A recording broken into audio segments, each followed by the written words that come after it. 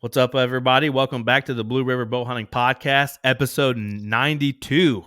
We're 8 away from 100. What's going on, Dylan? Enjoying this cold weather we have right now. You ain't It's kidding, been boy. It nice. was 65 here on Saturday, low of like 44. I'm thinking, man, I should be in a stand right now. I actually contemplated going to do like a conservation or not conservation observation sit, and just to see what I see. And know my luck, I'd have seen like a 180 or something. You know hmm what I mean? But tonight's episode, we had him on a couple weeks ago with the Bowhunting League.com stuff. But Cam Inman from Missouri, what's going on, dude? What's going on, guys? I'm Excited to glad be to. on here. Yeah, I'm glad that you come on, man. I thought we were talking about having, just trying to line up the right guests going into season, or just that time where everybody's kind of consuming that content. And I was like, what a better person than Cam. We just had him on, but like he didn't really get quite that spotlight. It was more of Bow Hunting League. Tonight we're doing both. We'll get you both in there. Awesome. Boy, you're talking about it. It is the busy time.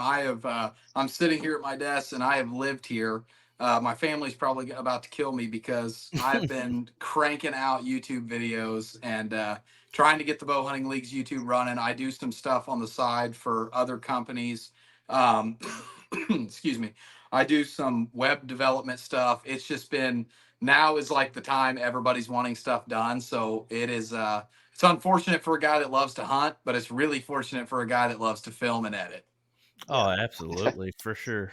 Like it. Wonder what sparks. Is it just like he talked about? He's like, the weather's beautiful here. We're thinking it. The leaves are changing. It's football's back on. Like Yep. you're getting that itch to just get back in the woods and hunt. You know what I mean? Yeah. Yeah. If you just kind of a tip, honestly, to guys too, if you run any kind of channel or stream service, whatever that you're creating content on, it's like that 30-day window that leads up. And the reason I leave it vague like that is because I try and take hunting out of the equation in the media side of it, but that's what I deal with mainly. But in the hunting world, 30 to 60 days before, what are you guys doing? You're getting on YouTube, you're looking hunts up, you're back in the drive. Like, if you want to grow your channel, that's the time to be rolling stuff out. And if you look at all the big name guys, they pre-record all their stuff. They're rolling last year's footage out. It's just in like a weekly series coming out up to the month or the days before season, where they're all out hunting again, creating next year's content. So it's the time to drive people to your channels, to be watching, to be rolling your stuff out. Yeah, this is it. Yeah, for sure. And that can be a difference between a bigger platform compared to like what we got. Like I love to roll the footage out as I get it, because I can do that. We don't have all these kind of people, 15, non-paid people filming you in a tree stand every week. We're regular season, regular guys that hunt all year round and that kind of stuff. But like, I try to put it out as I go, and I think Yeah. it's helped me some. And I know that's really backfired on me a bunch. Like I just did like a hanging stands video. I just kind of wanted to get it kicked off for fall and people watching us and stuff. And it flopped big time compared to some of the stuff like we put out during season when people are watching it. Even definitely like a Missouri video we did for the opener last year. It kind of blew up. I think I worded it just right. With Missouri hunting, Missouri deer hunting, Yep. opener, that kind of stuff, and like it blew up within just a couple days. But I think there's a lot to say when you come into the algorithm of people searching hunting videos or podcasts or whatever. The dreaded algorithm is what I was going to go into next. And I'm living the same thing. So I'm rolling out, when you edit for other people, the deal I've got worked out with them is if you give me rights to your video, I'll edit all of it. I just want to post it on our channel first. Give me a 2-day window, then I'll post it to your channel. Just give me your login, I'll post it, I'll get off your channel. Well, I've edited some videos and rolled them out. Same wording, same hashtags, same everything. And I'll go jump over to their channel, and it'll have 26,000 views, and it'll have 226 views on ours. And it's the same wording. It's just the day you timed it, the algorithm kicked it and picked it up. And I mean, I'm not complaining. It's great for them. great for everybody, whatever. It's just so weird. There's no rhyme or reason to it, it seems like. And I've watched outside of the hunting industry, like guys like, Mr. Beast is the biggest YouTuber of all time. He's exploded. And he swears, he's like, he hasn't figured out if you took everything away from him and gave him 0 followers, he could be back to 1 million followers in under a month. And whatever that knowledge he has is of the algorithm and thumbnails and attention spans of people, I give him credit for, because I can't figure it out. And I don't know if anybody can besides him, but we're sure trying. Oh, for sure. I even have a question. I don't think I've really had anybody on in that space that can kind of understand what we're talking about with posts and all that stuff. Do you prefer an evening time when your stuff drops, or a morning, or how do you do that? So for social media, if I'm going to run a media account, Facebook, Instagram, X, anything like that, I like a 6 o'clock during the week, 6 p.m. during the week. You get a ton of, most people are off work. They've just got home. And what's the first thing they do? They sit down and they get on their phone. So I'm going to take that back, actually. Facebook, that's kind of the hot spot. Instagram is really good on like Mondays and Friday mornings at 7:30 to 8:30 a.m. Monday, no one wants to be at work, so the first thing they're doing, they're just scrolling on their phone, they're catching up from the weekend stuff. And then YouTube, I like 9:30 a.m. Like a lot of my stuff is scheduled. I don't care about the day of the week. I know weekends tend to flop more than weekdays, but I like the 9 to 9:30 in the morning. You kind of catch your and I'll do a premiere on that. So if someone hops on and they see, dang, there's a video, say they're on YouTube in the morning, or they jump on at lunch break. You're premiered, because like tonight, a lot of guys after work, you're either watching Monday Night Football, you've got sports. So we're trying to catch the attention of that lunch getter, the guy that's watching a quick 15-minute video on his lunch break, or you got a lot of office guys that are just bored during the day, rolling YouTube on one screen and working on the other. So I've had a lot of success with that early morning run, and I've watched a lot of what the other guys do, and they seem to that 9 to 11 run is usually when people put stuff out. You rarely see anybody put videos out on a Saturday or Sunday. I don't know why. I don't know if it's editing time, or if they assume more people are busy doing like their things on the weekend, not just that relax and sitting at home watching videos. But I've never had a video really blow up. I've had shorts blow up on YouTube on a weekend, but never a long format video. Yeah, Dylan was the one that taught me, because we had a Facebook for a while or whatever. Like, and honestly, my wife and a couple other people ran it before I personally got Facebook back. When I Yeah. did, I took it over a little bit. But Dylan, we were talking one day, and he was telling me, "Dude, don't post your Facebook stuff until the evening." It's kind Yep. of like what you just said. Nobody's on it. They're at work. They're busy, and all of a Yep. sudden they have dinner and they're bored and they want to play on their phone. Kids are going to bed, so they're playing on their phone, type of thing. Yep. You taught me that, Dylan. Where did you learn that from? I had found out accidentally. Um, I had one video and I posted it and I was like, this is a great video. Like it should blow up. The first day it done like 500-600 views. I took the same video, reworded it, tried it again, nothing. Right, took the same video on a Wednesday night at like 7:30, reworded it, and I didn't target like the way I would look at it, right? So it was like a dad and the two girls going out to check trail cameras and moose stands. So I was like, okay, mom's day out, mom's gone. Like we're still getting stuff done. Like I worded it to where once it hits a certain, like like say a wife came like your wife, right? She sees it like, okay, boom, sends it to you because she thinks of you as soon as she sees it. So I quit targeting just the male audience, and I tried to get in with the women because what are they going to do? They're going to Yeah. send it to their male friend, whoever it may be that Yes, hunt. man, that's smart. He's going to see it. He's going to share it and be like, dude, we got to start doing this. So like I figured that out, and I was like, okay, boom, next video drop, 330,000 views. Like, Dang, man. boom, and it was just like, but now I'm right back to where I've got out. I fell So out of the you're algorithm. this is so funny, and I mean, it's going to get a little political in here. I did some test runs on like Instagram where I would share a story and I would be like, I'd be like, voting for Biden or whatever. And I would get like 300 to 500 story views.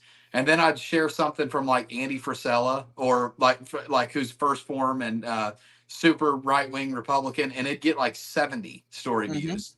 And I was always like, so I wonder if I can take my YouTube videos and take all the hashtags and make them like support Political stuff. Biden, liberal pride, like Trump. all this stuff. And then you realize I kind of had the same thing happen. I had a video blow up and I got like hundreds of death threats. I'm talking Oh shit. hundreds of people like finding my email and saying they hope my family died like I killed that deer, and just Oh my god. oh, hey, bad press is good press. All Yeah. press is good press. That's what I told them. I was Yeah, like yeah. loving their comments. I'm like, thank you for supporting the algorithm here. Right. So Yeah, engaging with them and just that's the thing. And I just kind of was like, well, I'm gonna target towards like the real people, because if you're in the woods, you're not really watching TikTok or whatever. So if you're gonna post it, who's gonna be at home on their phone because you're gone? man, you're so So right. if you can make content that lady wants to send to her man, it's going to get, that's for 2 for sure. 1 on views. Yeah.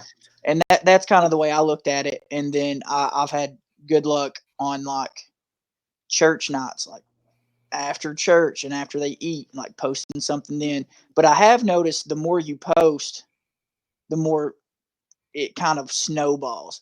And then I was getting really good traction, and then I just quit posting because I got busy. And it's like you have to work back into it.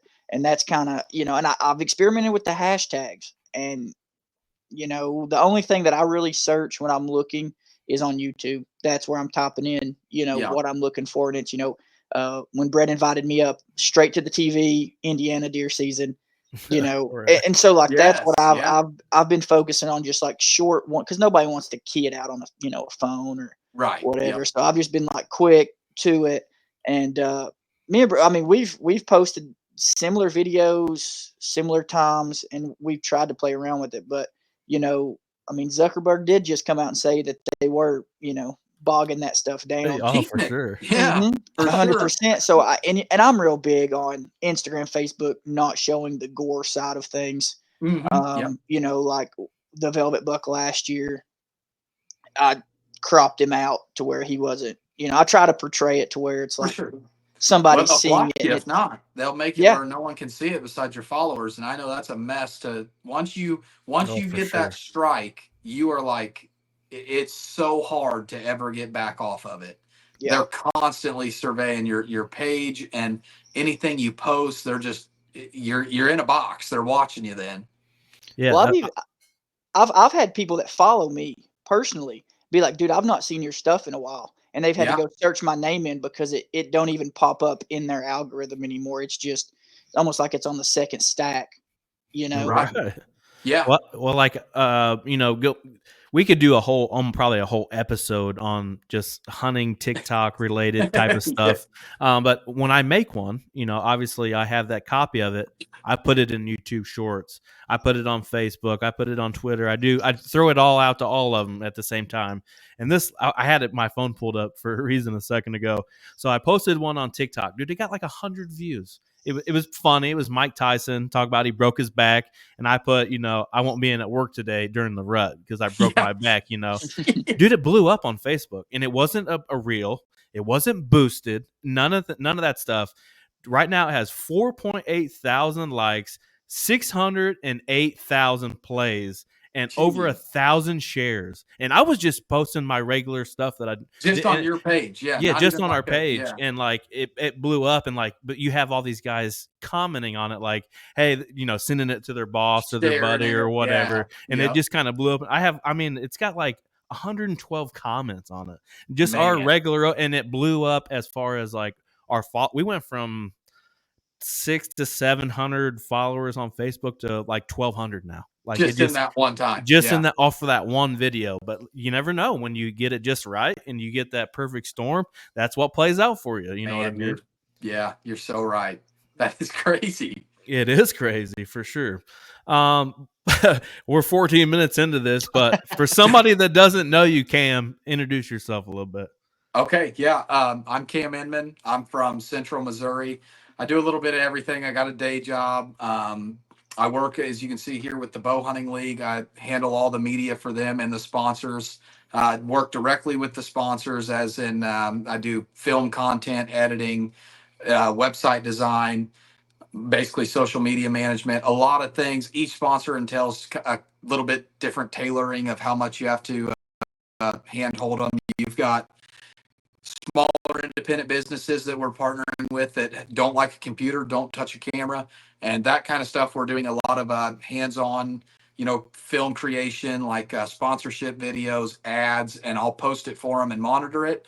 And then you've got companies like Osseo Gear, HHA that we work with, that they have their whole marketing teams. And we just actually, it's announced now, so we just partnered with Bowtech. Oh, nice. So yeah, yep. That's going to be the official bow sponsor for the Bowhunting League, and they obviously have a huge marketing team. They handle a lot of stuff themselves. We're just going to put the name out there for them. We're giving bows away to the top team, and then we're going to do a couple of drawings and give bows away as well. So, I guess all in all, what do? I live behind a camera lens. I've got all kinds of cameras right here, right in Awesome. front of me. I'm in my little homemade filming studio that I've got. Yeah, that's really it. I hunt and I film and I work, and that's it. Oh, we're gonna get to all that at some point. Talk about the show that you created, the Bowhunting League Tonight. Yeah, so we're officially 2 episodes into. We're gonna call it. It's going by the League Tonight. It League is the Tonight. Bowhunting League Tonight, either or, whatever. We're airing that on Instagram, Facebook, YouTube. That's where it's rolling out right now. Basically, what it is, we're giving anyone that's a part of the league a platform. And what this does is, I'm doing some short form interviews. We're sharing the story of the deer you harvested, pictures, videos, recovery videos. If you filmed your hunt, we're going to put that in it. And then it also is just one generic place where you can find all the league updates. So you want to know about the meat wagon? Go to the League Tonight. Watch that episode. You want to know how to enter your buck? Go watch one of the episodes. You want to know really what's going on within the league? If you want to see probably the first interview of the number, I'm going to botch this. I think it's the number 4 all-time Kentucky buck that was killed That's what I was gonna say. 279 It's the inches. new number one, right? The new number 1 of Bowhunting League. Yes, we are going to have that on the league tonight. So it is one of the only video platforms where we're giving. It's not about me. It's not about the league. It's about you guys that are a part of the league, the deer that you're harvesting, the stories you have to tell, and we want everyone to see it. So those are going to air every other Thursday night on all of our channels, and then starting October, November, we're going to try and drop an episode every Thursday. No exact time on those, because sometimes YouTube and uploads. I had a problem the other night. The file was too big and it said like 7 hours remaining to upload to YouTube. So I had to delete the whole video, re-upload it, downsize it in a video editor, and then start re-uploading to all the sources. So it was like 9 o'clock before it got out. But yeah, I mean, it's a really cool thing. We're trying to focus more on, there's a lot of source. You guys are doing kind of the same thing, and I love it. There's a lot of podcast and video sources out there that are about themselves and their company and whatever. And we're trying to make it about you and your hunt and your stories, not me telling you how to kill a deer over a scrape or whatever. Do I love talking about that? Hell yeah, I do. But I also love talking to people and hearing their stories. With that being said, I've heard a lot on several different channels or whatever. Kind of like you said, everybody wants to talk about scrapes and all that kind of stuff. What's your thoughts on podcasts? Like, obviously, we know it's probably an oversaturated market type of situation. But do you take anything from them? Do you think there is a good thing for them? I'm probably the off of most people you talk to. I'm a podcast addict. It drives my family crazy. I mean, I don't hardly listen to music. I listen if I have a 10-minute car ride somewhere, I'm listening to 10 minutes of a podcast and I'm going to Mm-hmm. listen to the 10 minutes on the way back and I'm going to put my AirPods in when I get home and typically finish it. I'll go work around the yard or whatever to finish it. I love them. Have I learned a lot? Hell yeah, I have. And I use scrapes for reference cuz I never was a mock scrape guy. Never like that just wasn't my thing. And not because I didn't believe in it. I just never had done it, never seen it work. And this year I actually have 5 mock scrapes out right now, and I went and got me some 3/4 rope. Like I'm playing the game. I've got cameras out on all of them. Have I seen a little bit of success? Yes. Have I ever killed a deer over a mock scrape? No. Killed them over natural scrapes a lot. I've always hunted scrape lines, and if I hunt a lot of public and private mixed here in central Missouri. And my biggest key to success on the public has been not, finding hot sign. And that being, if, like you said, you may go 2 or 3 miles, I'm never going to stop and hunt where, and I'm trying to go on 2 different rabbit holes here. I coached my brother-in-law in this last year because he's a big, he gets down pretty quick. And the problem I see him having, and a lot of guys I've hunted with on public, is you go in and you say you get to this flat, it looks beautiful, you got a pond, there's no sign, but in your mind you're like, man, I can see it in my head. I'm in this tree and a deer walking through here. Well, you see that, but where are you seeing the sign to tell you that? Like, Right. yeah, it looks pretty. It looks like the spot that it would happen, but is it going to happen there? And I made this shift a couple of years ago to really, really focus on, like, go till you find the sign. Don't stop and hunt where you like where it looks. Go till you find the sign, especially on public land. And it's paid off. It's really worked for me. It's changed my hunting dynamic. You might burn a public spot out real quick and find zero sign, and I'll move on real quick. And but sometimes not. I mean, you just got to be comfortable with covering ground. Yeah, for sure. I actually have a similar thing on that. When we went back to Missouri last year, post Thanksgiving, so after their gun season was over, you can come back over there with the bow and kill another one if you did the first time. We went over there and I had this place circled. I had like 3 pins. It was pretty close. I'm like, if the wind's doing this, if the wind's doing this, the wind's doing this is where I'm going to sit. Well, the perfect storm played out to what I wanted it to. And I'm like, I'm going there. I went there. I didn't see any sign. I didn't see anything that I really liked. Picture perfect place. You're like, oh my God, this is like a Monster Bucks video or something, I can see it already. Yeah. Yes. So I went just a little bit further. And what did I see? I had almost had a shot at one that night. My first night there, he's probably 150, 160 on public land. The darkness killed me a little bit that night. I definitely wouldn't have been able to get it on video. And he kind of ended up going to where my wind was blown, where I didn't think he would go. But it played out like that. But it's kind of funny you said that, like, just going until it was like, I got to find something to put me here. There's no reason for me to sit here, really. For I sure. mean, scouting your way in, even though I was 2.5 miles deep.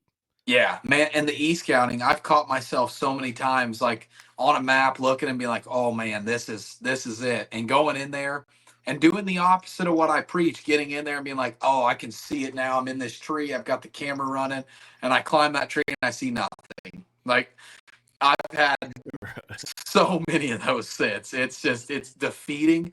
But and sometimes you got to be comfortable. Matt Powell, I don't know, you guys know Matt. I was talking to him a couple months ago about it, and he's like, sometimes you got to be comfortable with going into a spot and walking for until it's 5 o'clock and you've found zero sign and you've not gotten a tree. And that's life. Like, that's sometimes how it's going to be, but you know that that's not the spot. And then you also know maybe in 30 days that is the spot. Don't give up on it the whole season because you've had one encounter in there of nothing. But maybe they've moved in there, they're rutting into there or whatever, but today wasn't the day on it, or if the sign ain't there yet, they're probably not there yet. I think a lot of people have that problem come the first 2 weeks of their season. You're jacked up all summer. You haven't got to bow hunt yet. You haven't got to go anywhere yet. You really probably haven't hunted yet unless you dove hunt or something like that. Yeah. And they go basing it off of those trail cam pictures that they got all summer.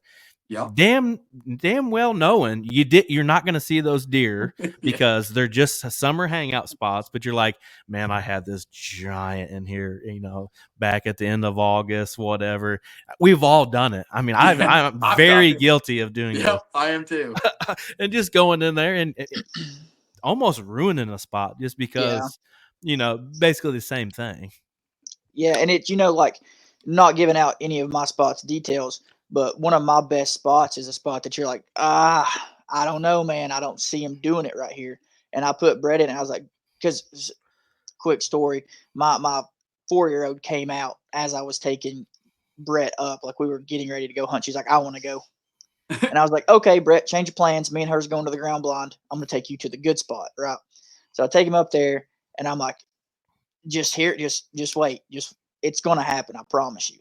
And it's one of those spots, man, where you're just like, I'd rather be 60 yards over, but that's where they come through. And it's fortunate enough to be one of those spots we've manipulated and we've built that they stay there. It's right on the edge of this big bedding. And sure enough, they did, just wasn't the ones we were looking for.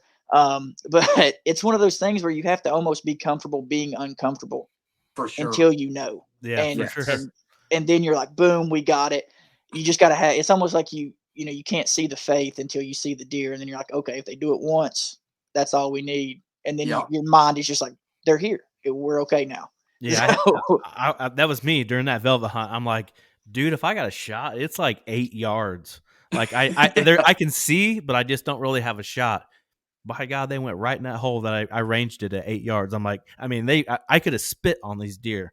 I mean, they were right there. I'm like, he knows what he's talking about. I like chuckle at it at the point, like, man, I was like really thinking this isn't going to go anywhere. And all of a sudden I got deer in my lap. You know what I mean? And that whole thing playing out kind of made me chuckle a little bit. Like, I just need to shut up and listen to somebody.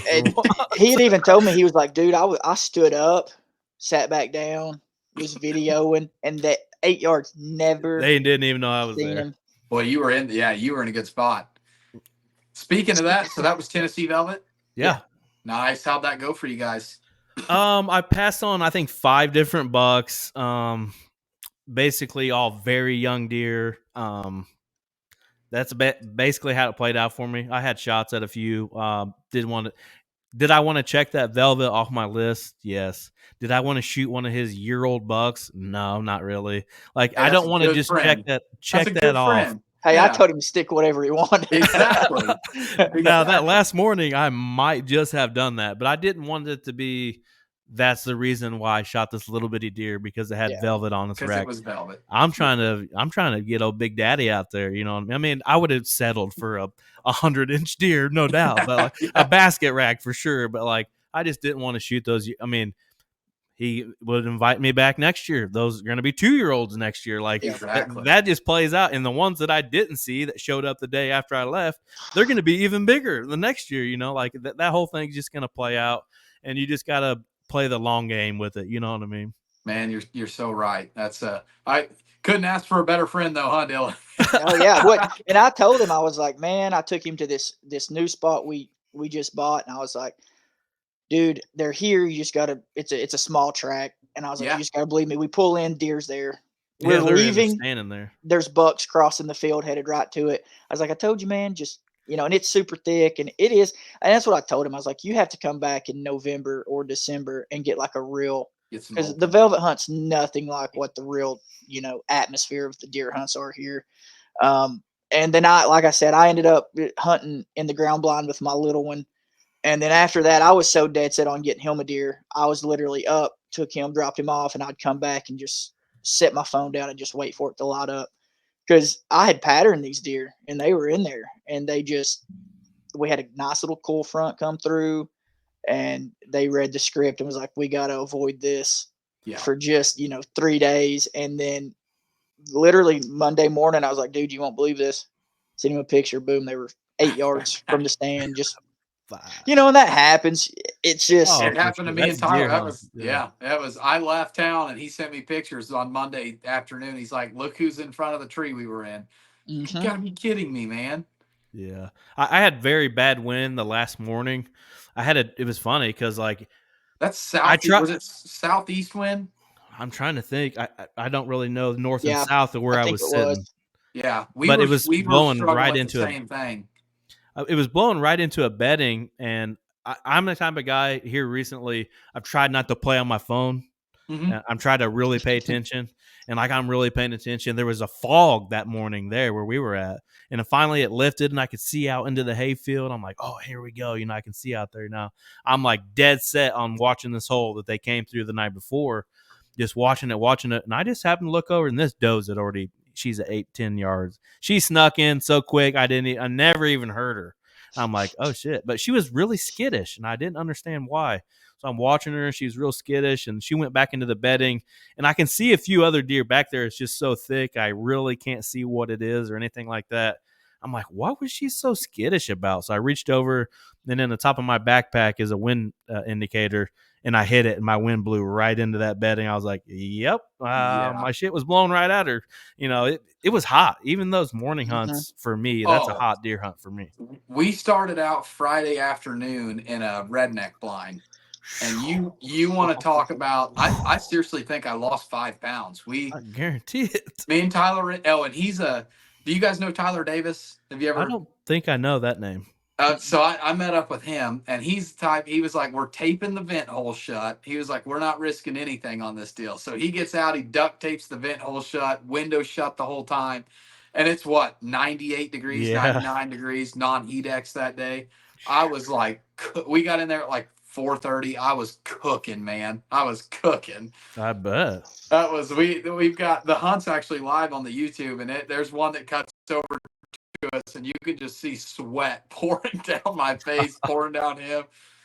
We were just hitting the walls with nose jammer about every 15 minutes to try and keep the scent, our scent, sweat scent down from when we had to open the window. Yeah. But it was a good weekend. We had a lot of action. Boy, I've not. The deer density is a little different in that part of the country than it is here. There. I don't have an alfalfa field around me that draws in 80 or 90 deer at one time in it. It's Damn, I want to go where you were at. it was pretty unique. It was I've never experienced anything like it.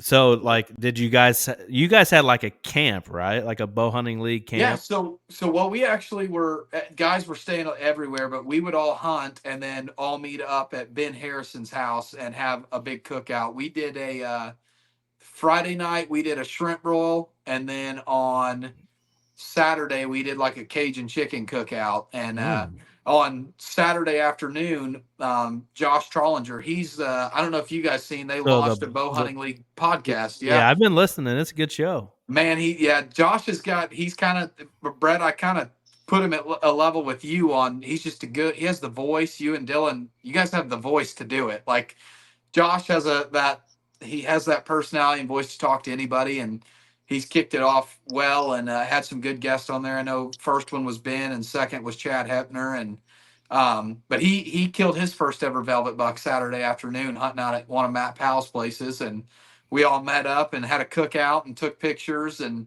it was a cool deal. That's what, man, I live for that. I could never kill a deer again as long as I got to be in the deer camps and hang out with them guys. That's what gets me. It's really fun. Yeah, is that your first rodeo for the Tennessee Velvet? It was, and mine too, and it was wild.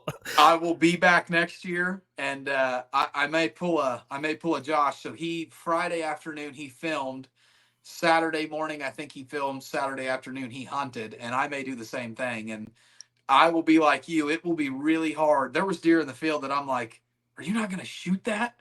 And Tyler's like, no, dude. He's like, we're after a big deer here. And I was like, I would shoot that deer 15 times by now. Like there is no, I wish, I don't know if I can get my, man, if I could spin this around. I mean, Dylan had one lined up, and I'm not blowing his spots out because I know where it's at, and there's no blowing it up because it's his. There was a deer with a drop tine. Really? So I was hell bent. I'm shooting this drop almost identical to the buck behind me here with a drop tine on the right side. Oh Like my right gosh, at man. and it was a drop time, but right before the end of his main beam, it dropped off 4 or 5 inches. Yeah. I'm like, I want that deer bad. Like, so I'm not going to shoot a basket rack or a little 4 Kentucky 11 pointer because just Because because it's I want velvet. velvet. Yeah. I'm waiting I, for Big Daddy. I don't know if you guys can see this. Yeah, I can see it. This is just some of the footage from the hunt. Oh wow, Yeah. That's a stud. that's a stud. Well, we had him at 51 yards and he wouldn't stop. He's just a big deer. This is my thing about filming though. Like I get as much joy out of this Oh, as absolutely. I do being behind the bow. But he was a stud, man. He ended up getting a shot. I'm not trying to ruin if anybody wants to go watch it on YouTube, but Uh-oh. I'll give you a sneak peek. That deer right there, that big 9 with a kicker, he ends up getting a shot at. He's walking away, obviously, so that might tell you a little bit about how the hunt goes. Yeah, that's no bueno. I videoed one the other night when we were doing that YouTube video of hanging some stands and just some whitetail chores. We pulled up on this alfalfa field, and there was one. He's probably mid 140 ish. One Yeah. side had velvet, and the other side was bleach white. And I have Oh video wow. of it. Like I'm talking like as white as it gets. And I'm like, what? But at the bases, it still had like that bloody look to it. And Yeah. I'm like, man. So I zoomed in on him. I mean, I got him 4K and everything standing there. And I was like, man, I really wish we could hunt this place. Yeah. It was just a field on the way home. Man, that's a lot of that is I wonder like, is there a chance that buck didn't shed that horn last year, that antler, or I seen him a bunch last year. We seen the same buck several times. Anybody that travels up and down that county road sees him. He hangs out. He knows he's safe, kind of deal. I don't think he was that big last year. I think he shed everything and brought it back. I just don't know how he would rub one side off that is completely weird? before the other. I'll have to send you the video once I get it put on my computer on a Google Drive or something. Yeah. But it's Yeah. really wild. You're like, oh shit! Like it. I mean, literally, one half of it's white, the other half's full velvet. That's cool. And you It got it on was pretty camera, cool. so that's even cooler. Right. Let's talk about speaking of filming. I want to go through some filming stuff with you. Filming setup. I mean, Yeah. are you using a camcorder, DSLR? What is it that you're using? Yep. So I'm probably one of the few that have actually I never started on a camcorder. I didn't really like them. If you're a self filmer, is that what I'm going to recommend that you should do? 100% yes, because damn, it's hard to run a DSLR or full frame and get everything in focus and bow. It's just hard to do all of that. So I've never ran a camcorder, but I was a picture guy. So I filmed everything, but you're lacking that picture element with a camcorder. Whereas in a DSLR, you've got all that.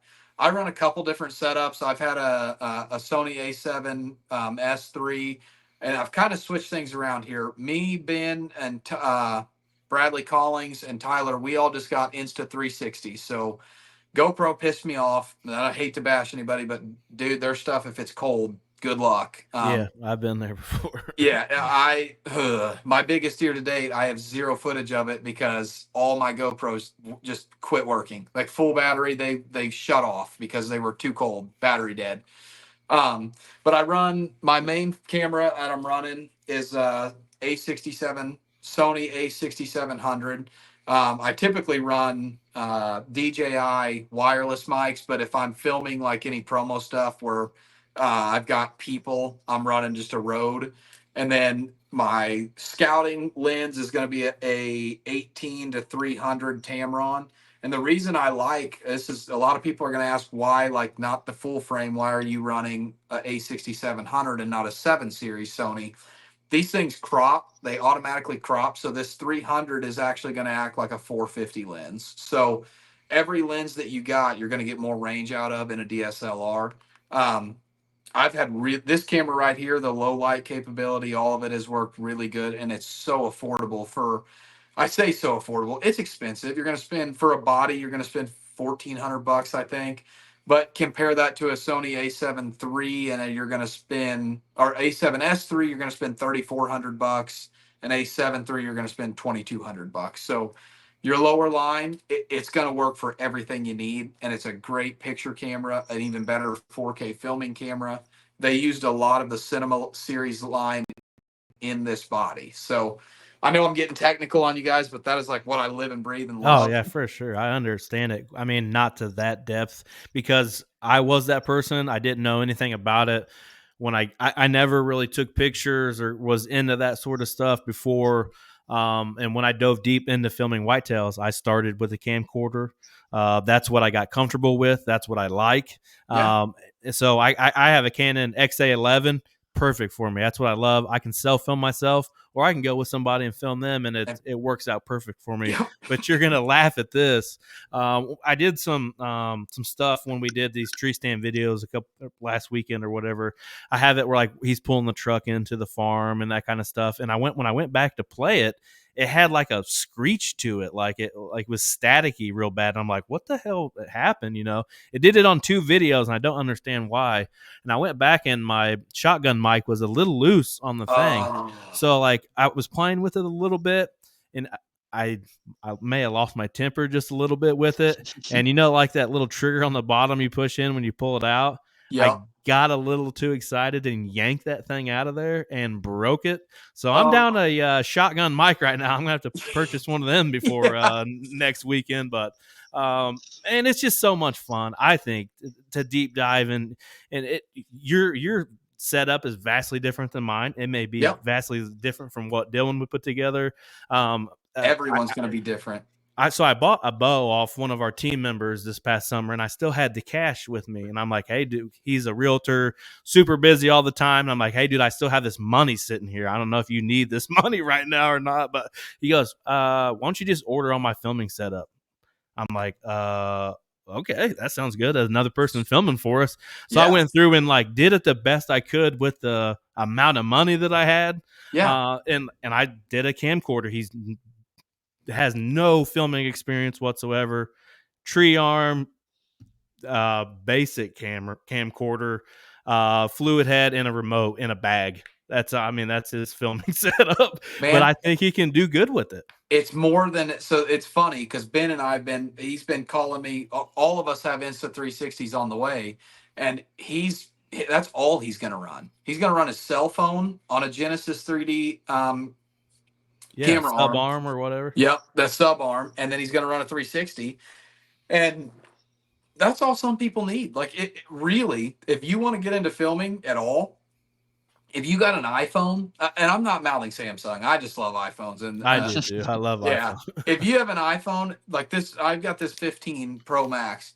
That thing, you can throw it in cinema mode and film what looks like cinema quality content, and then you can just flip it over to 4K 60 and film regular. And you could hardly tell the difference from filming from my camera to this phone in 4K 60. It's the big difference you're going to have is that ability to micro zoom or micro focus to change your depth of field and your focus, which if you're hunting and filming yourself, you don't need to be worried about that. You need to be worried about swinging your camera into the frame and shooting the deer. Right. So yeah, if you're a guy listening to this and you're like, man, I want to get into it, but you're hear these prices and stuff, slap your phone on a Genesis Sub 1 camera arm, or whatever camera arm you choose. That's what I use, and it's great. And if you want a second angle, get you a GoPro, get you an Insta360, either one of them. If you're hunting south, you can get away with a GoPro. Like you're probably not worrying about -10 degrees with wind chill blowing, and you can run your GoPro. You're going to be fine. The 360, the cool thing about that is I'm going to mount it right here above me, and it literally films 360 down and up. It's going to have the back angle view of you drawing on the deer in the background. I'm going to have my main camera set in here that I can focus in, get a tight crop zoom on for the shot placement, all that. But you don't have to have that. Everybody, if you get on YouTube, there's tons of videos blowing up where guys are like, full hunt filmed from my iPhone and nothing else. Yeah, for sure. Chris B done it. Whenever he went and did that caribou hunt, I think he does a hunt every year that he just films with his phone. But I think that's really cool. I'd like for our group to try that one day. Just 1 week of nothing but phone filming. For sure. I have one of those. I know you don't like the GoPros, but I have the GoPro Max 360 or Yeah, whatever it is. And I use that mostly for like interviews and stuff like that. But the whole 360, well, I don't really know how to edit it yet because I haven't really dove deep and I haven't had it long enough to do that. But that thing is gnarly. Like it's I'm sure sick. the Instant 360 is Yeah. probably very similar, probably even better. But that whole view and I can download everything from the GoPro to my phone, and you're So just looking at it like, holy shit, this the badass, you know? the interview piece you just said for guys like you, if you're doing that is so cool because you can do, if you watch any kind of um, documentary style interviews, they always have like one angle is this guy's face talking here and the other's here, and then you've got your interviewer, and you get all that in one camera with 360. You can Right. set that in the middle of you guys, and you can do back and forth whoever's talking. You can do side angle, back angle. You can do an above angle.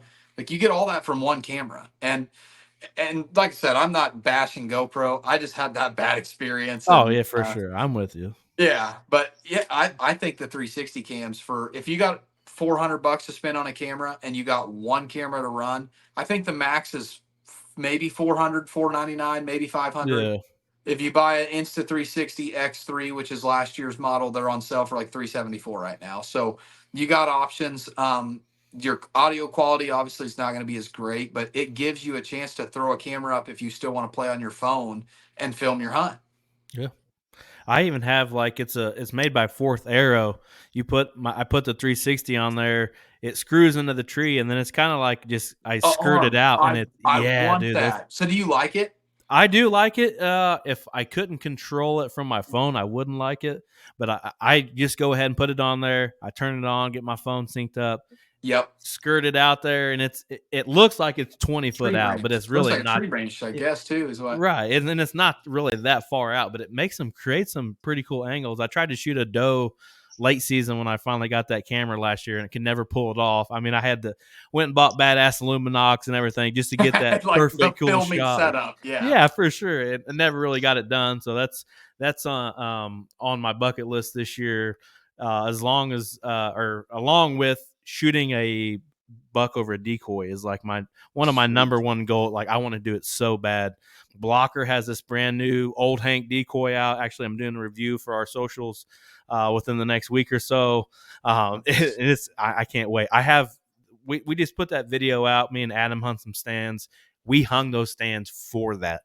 It's ag, wide open ag. Put the decoy out. See, Perfect that's going to be an situation. awesome video. I That's hope going to so, be man. I hope cool. it plays out. Throughout the season. I know we can be there. Just got to be there at the right time. For sure. Yeah. Let's go to Missouri. Let's talk some Missouri stuff now. Public, private. Talk about just the general deer hunting experience in Missouri.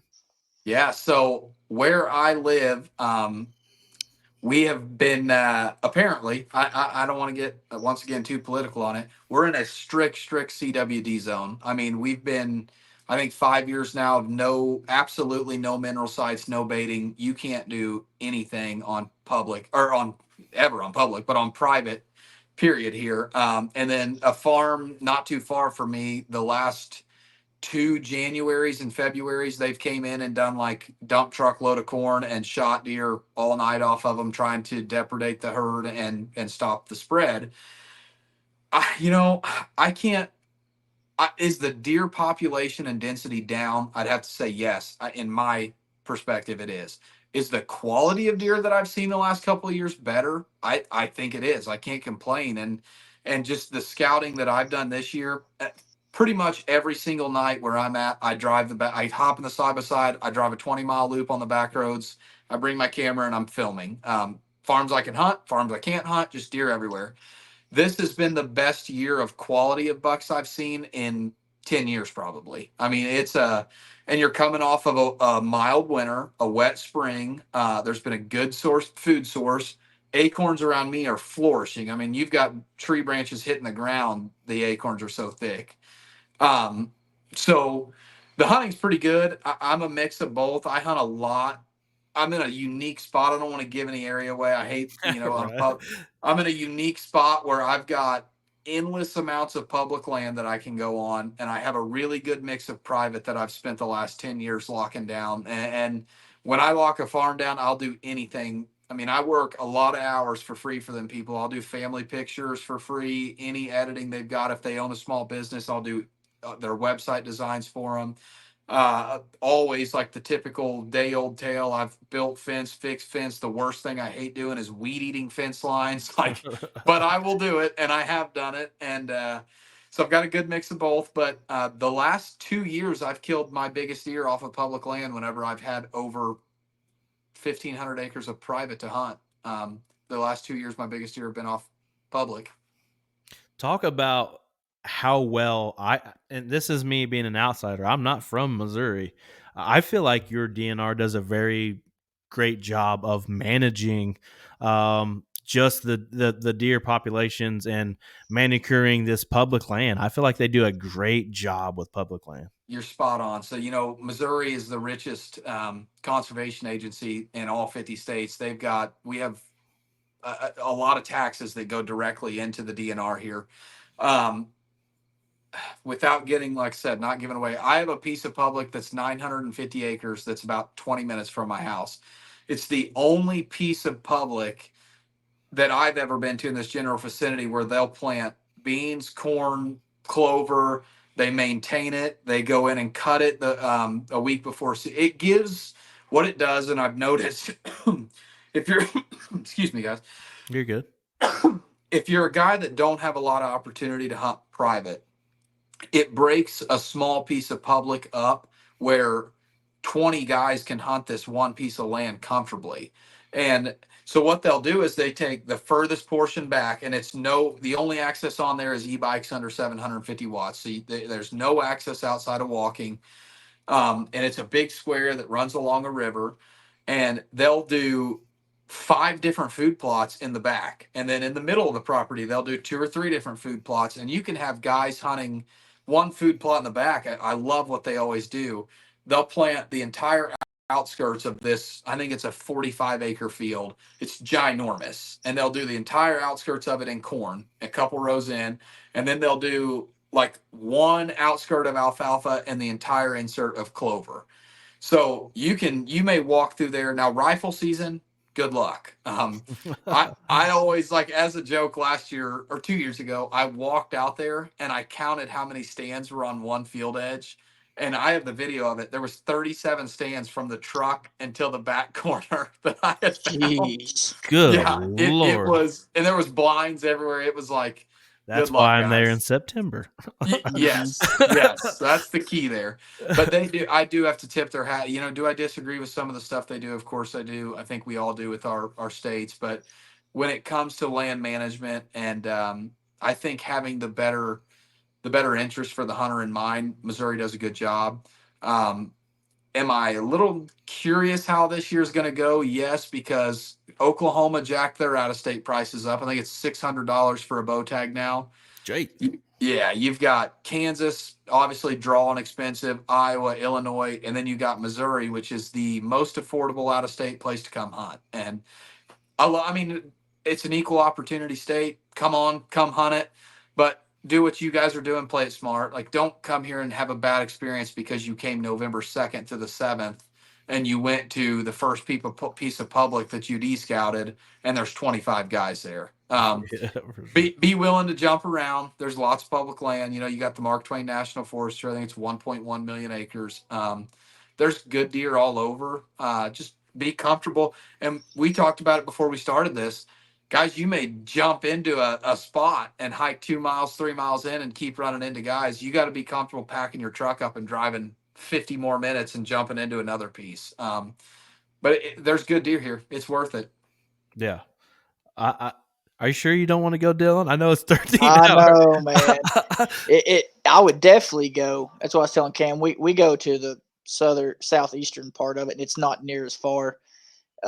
But 14 hours for 2 days? Yeah, I'm going to be there more than that, but I understand. 14 hours for 2 days would be rough. That would be really rough. I'd have to take a day off just to drive. You'd have to get one sit in. Come back. Yeah, so it'll be at least be 4 days. You're Yeah. talking. You might as well be going on a western hunt if you're pulling all that. Yeah, yeah. I mean, I'm gonna wait until November and come up and hunt with him. But my experience with Missouri has been awesome. The only hiccup we had was we wasn't in the system when we got down there, so we couldn't buy electronically. We had to actually go to a Go Walmart buy a tag. Yep. and put Hey, ourselves in the system. Yeah. I like that though. I I tell do you too. what, that's something that me and my buddies have been talking about is bringing back. We all miss the trading post days of where you check your deer. My ultimate, I don't know how well it would take off. My ultimate life goal here would be, I want to build like a kind of a micro bow shop shed deal, a big shed next to my house, and actually call it like the trading post and be like, Hmm. hey, if you want to go back to the manual way of checking your deer in, bring it here and check it in using our Wi-Fi. Like you're still using your phone and you're doing Yeah, everything, but just Yeah. come check your deer in here. We're gonna have a picture board, big billboard where I'd have like a camera set up and stuff. We take your picture, you go on the board, like the old school bragging rights. We all miss that, and Oh, for sure. we miss the going in person, buying your tags kind of deal. Like that's the good old days. the tailgate and hang out for a while. Yep. That last one I shot last year, I got out. It was bare. I was cutting it close, and she was 3 at the time. And I come out and I was like, "Hey, do you want to go with me? I've got to take it down to the processor." And this is an old school processor. I've already tagged it and everything, but I got to take her, and there was a big line of people and kids running around, and they've got all the deer. And I was a little worried because she's super good with like the big daddy bucks. And Yeah. we get there, and there was a bunch of doe laying around and like little. And I was like, "Oh well, I may have, she may be too." She was out, and she was walking around, and she was touching, and they were like, "Yeah, let her play, let her look at them." She was picking up all the hay, looking at them. She was like, "Look how little this one is." I was like, "Don't play that, you get me in trouble out here." But she had an absolute blast, and just a kid being curious and being able to do that. I would love that ideal too, to have something to where, everybody hunt, then come over and bring them, and bring your kids and let them play and talk about it, because that's how we grew up. You go to Man, the chicken that's station and spend 2 hours there. Oh, for yeah. sure.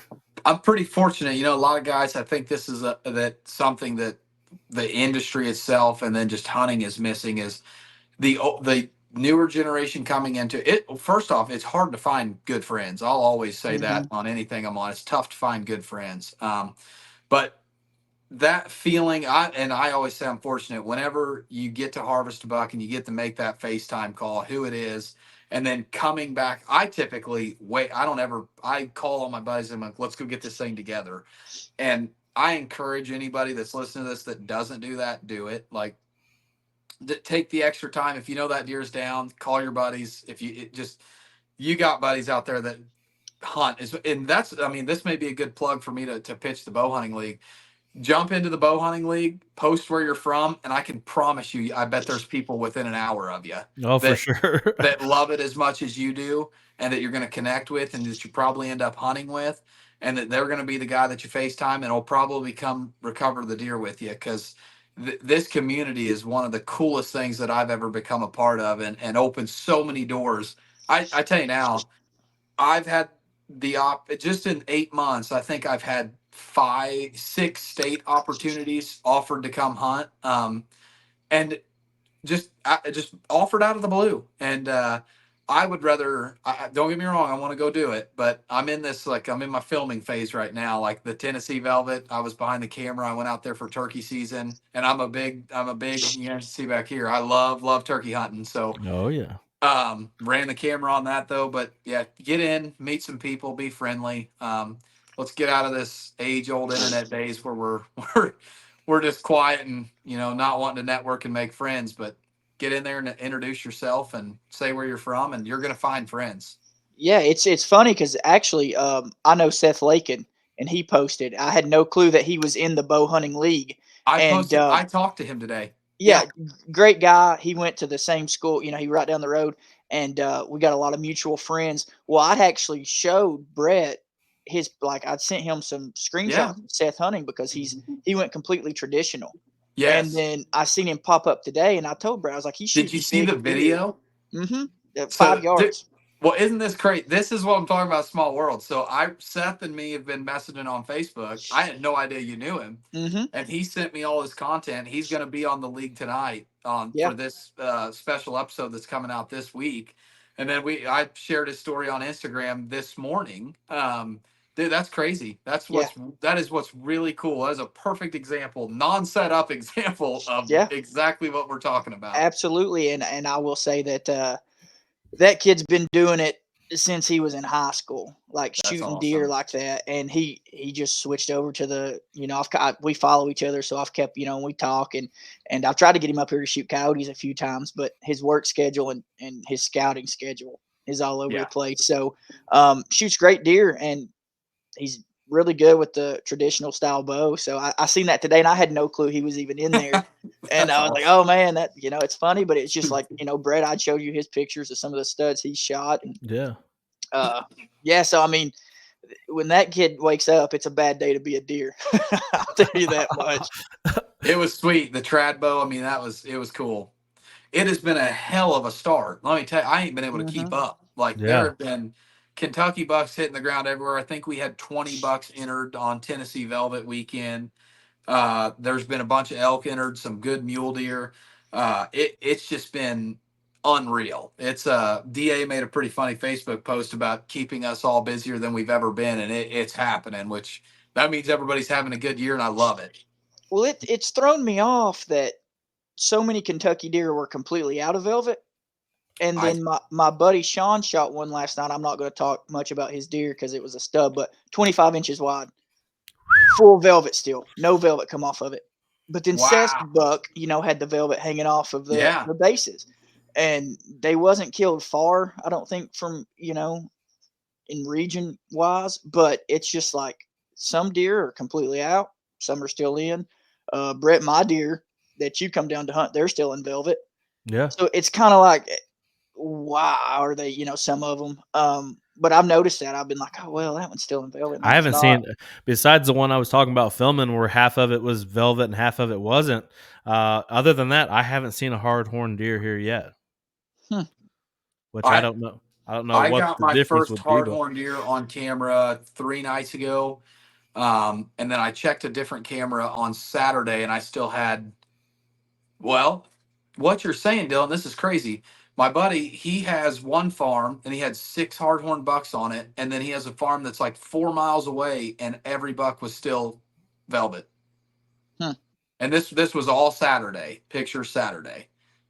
So Yeah. I mean, you're right on that cusp. For us, it's very typical. Like this week we're in right now, 90% of the bucks will shed velvet. Yeah. one of the biggest deer we've chased in the last few years. Let's see, what year was that? 21 or 22? I can't remember. He was hard horn before Labor Day weekend. And I'm Whoa. talking about an absolute giant, like a 180-ish deer. I remember I was driving. This is actually, it would have been more, maybe like 2019. Maybe it was pre me going to Kentucky, and I can remember the guys that I go with now. They were on their way down there, and I was on my way to Lake Michigan with the family, and I had a picture of him hardhorn. I'm like, it was literally like the Friday of Labor Day weekend, and he was already hardhorn.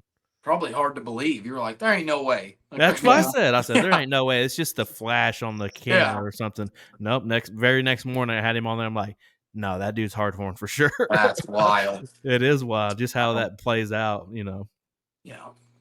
Let's talk about stand locations in Missouri. How are you going about setting up?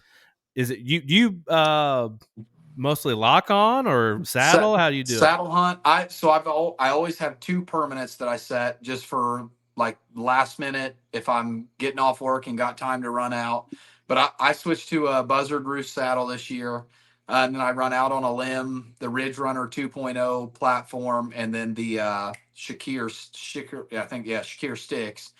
And it's been a good setup for me. I really like it. I really put it to the test there in Tennessee. We got in some wild trees, and it's just a comfortable saddle. But yeah, this year for me is a little different because like I said, and just a heads up for you guys, I don't know about that far north.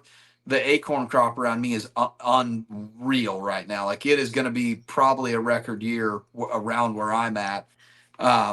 So I've got a couple sets on field edges, but I have a lot on oak flats right now that am playing the wind. I've got a lot of, I'm trying to kind of get my opening day next Sunday. Sunday's our opening day, the 15th, planned out of how I want to do this. I've got my number one spot where I'm chasing my number one buck. I don't have the wind. We're gonna have a southwest wind, I believe, if things do their thing on Wednesday. And southwest would be the worst for me. It'd fall right down into the valley where I think they're where I know just from trail cam history rolling out of. So I'm probably going to end up on the ground in a blind at a different farm because I don't have a lot of sets really for a southwest wind that I feel comfortable with this early in the year. So if I want to get out, probably end up in a blind. I may throw a random public land set up somewhere that's had a repeat history where I'm good with the southwest wind.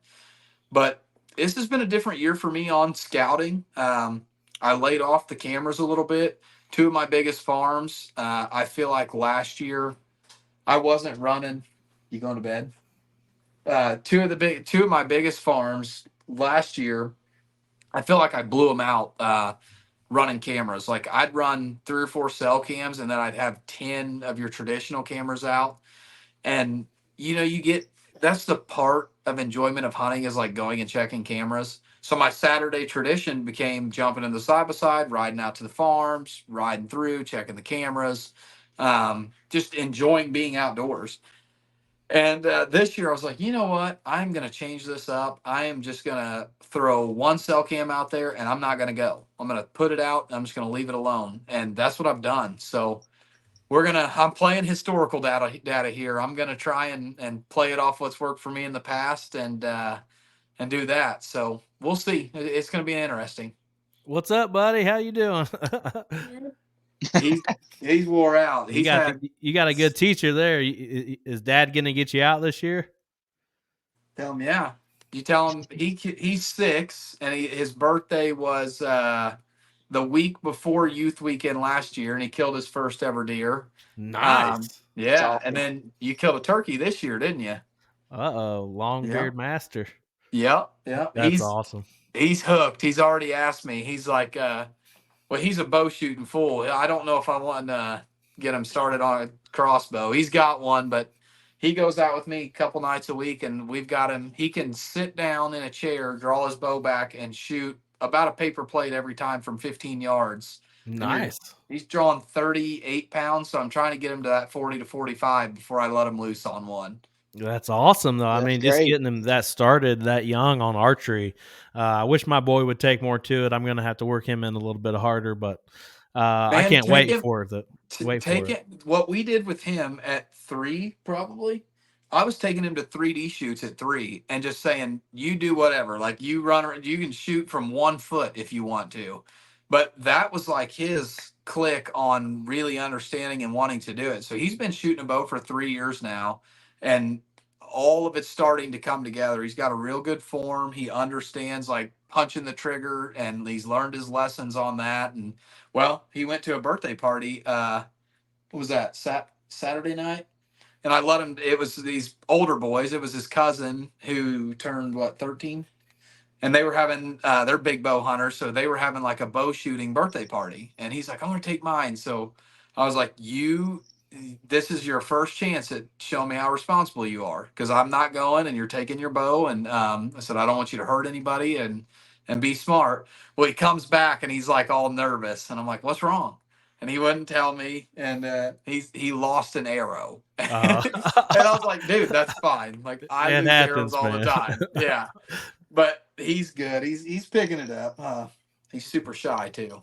Yeah, that happens. It's funny because we talk about it all the time with Dylan taking his girls and stuff like that. My boy's got a tablet, and there for I don't know, it's a few weeks. He went through this phase that anybody that came over to the house, he was doing a podcast with them. Oh, so sweet. He'd set this tablet up and hit play, and he'd ask you, I mean, just what's your favorite animal? What's your favorite? Doing this and that. It was just kind of funny. Like Dylan said, you be careful what you're doing because they are watching you. They are, man. That's so cool because he has the same thing. He's got an iPad, and then my mom got him like a little kid's camcorder deal for Christmas.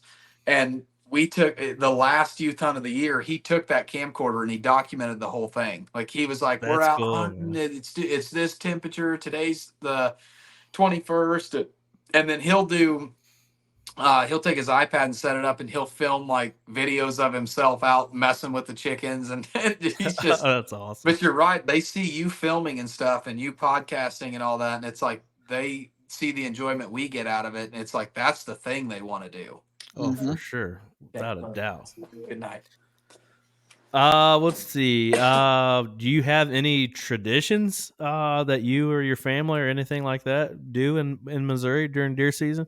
Man, no, and kind of like I told you in the early portions of this, it's weird how I've ended up where I'm at because I came from a family that's never traditionally really hunted, and I'm the first person that I know of, period, in my entire family that's bow hunted. Like I grew up on the typical you'd hunt November 12th and 13th with a rifle, and that was it. If you didn't kill a buck the opening weekend, you killed a doe, and we filled the freezer, and that was it.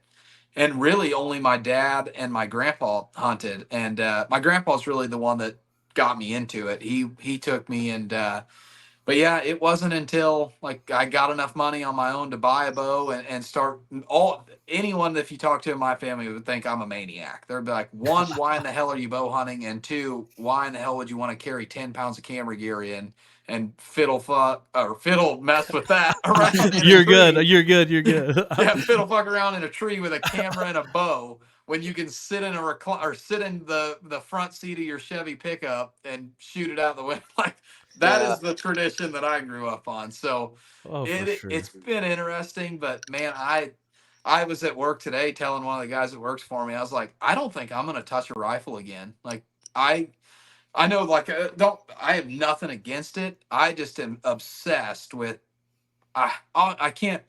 My tradition, I can't not hunt opening gun day without a gun. Like that's I take my old lady and we'll go out and that good stuff. But she's the type, she hunts like 10 minutes of opening morning and then it's too cold and we're back to the truck and on our way home. So, but yeah, no major traditions. I want to change that though. I do want to change it. I like the deer camp.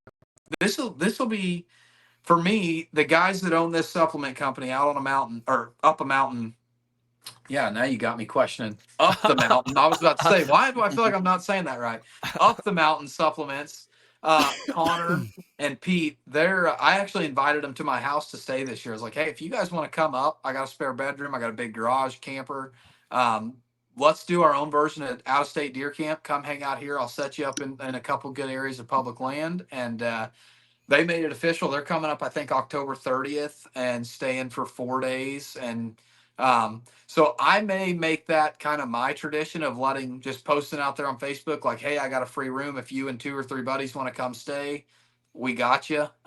This is just like a camaraderie deal of part of the Bowhunting League and what I want to offer. And I just like people. It's my people think I'm crazy because I actually like people. But I like meeting new people, and I think it'll be cool having them here and giving them a taste of this area's hunting without having to spend any money other than being on their tag. You know, for years, our tradition was there was a diner that was up by the interstate, and we would hit that opening morning of firearm for breakfast and have a big breakfast. And the whole place was packed with nothing but gun hunters. But this year, me and Dylan are changing that. We're going to Grant Wilfong's the night before. He's doing like a guys' night type of thing with some beers and cooking some stuff and all that kind of stuff. I'm super pumped for that. So do you guys do that pre-rifle season or pre? but It'll be the night before gun opener, basically. There's a different feeling to deer camp whenever it's that mid-November, right before gun season.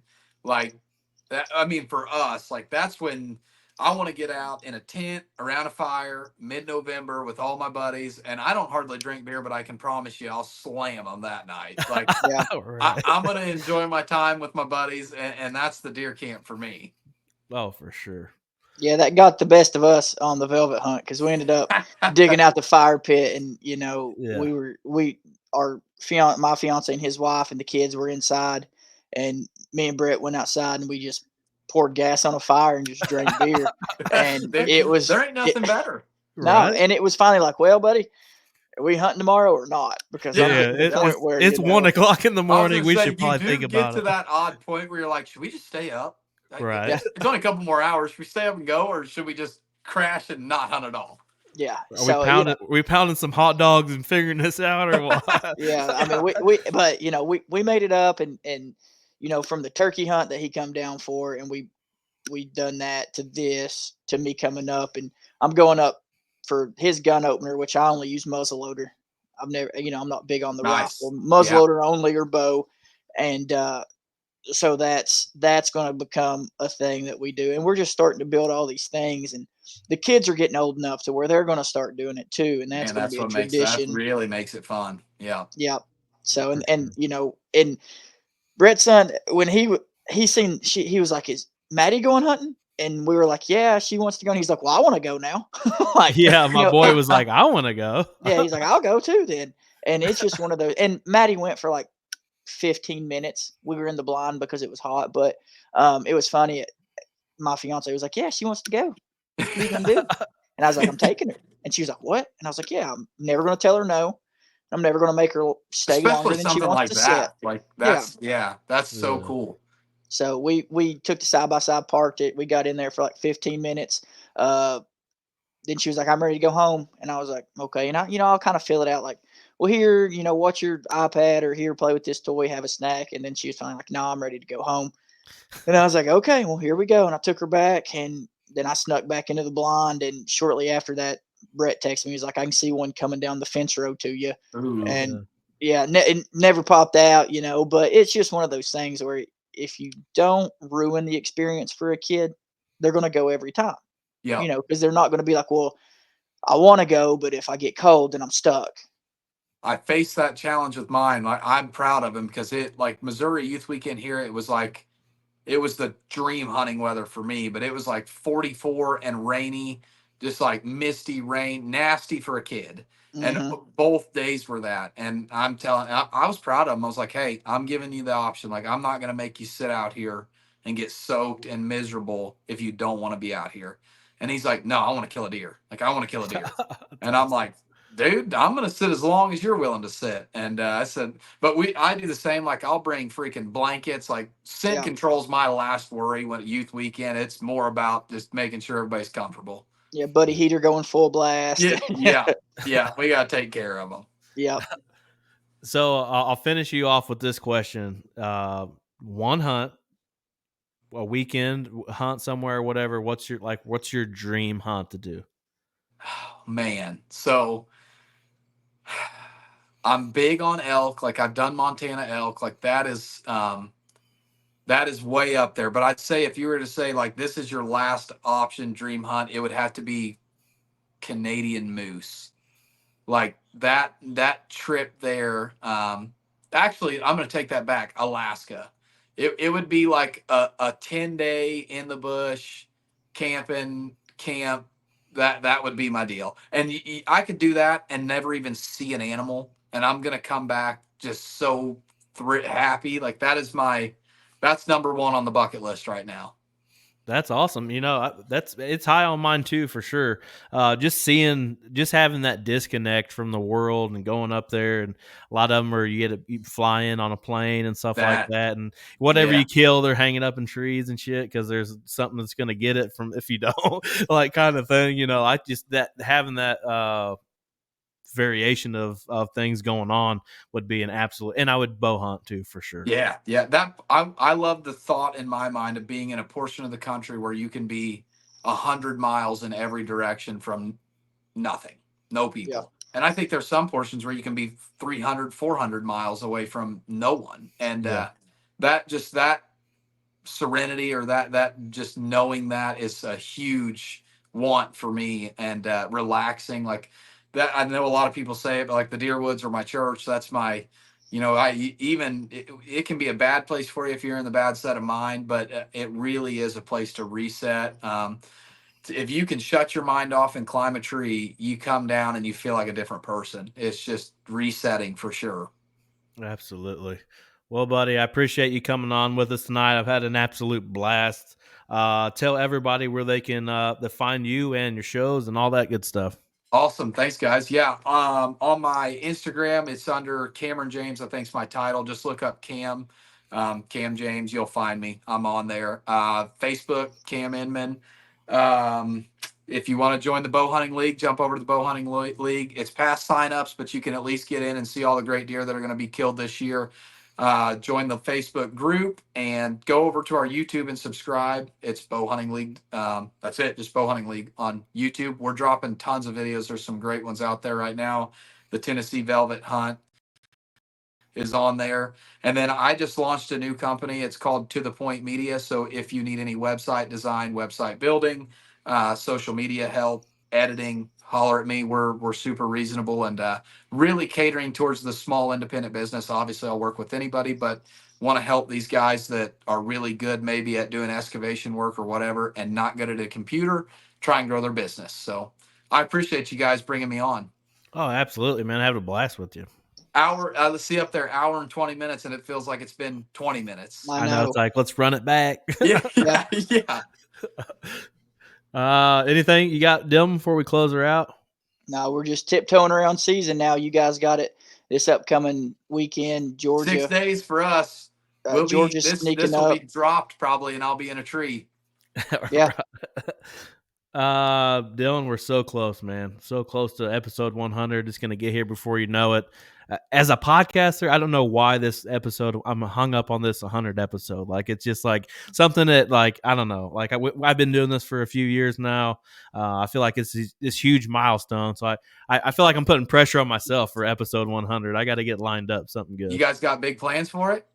Not yet. We're going back and forth on what we really want it to be for sure. But we're it is a big deal. I mean, believe it or not, like that's the consistency to stick with anything for 100 episodes. And if you think that your average is an hour per episode, 100 hours of your time, not counting editing, is a huge deal. So yeah, I congratulate you on it right now, being 8 episodes away. That's awesome. I appreciate it for sure. But we'll definitely we'll definitely get something lined out pretty good for it. But we'll be back here again, episode 93 with Cody Hahn from Public Land Whitetails over there in Iowa. We're gonna have him on next week, but we'll see you guys back here next week. Thanks, guys.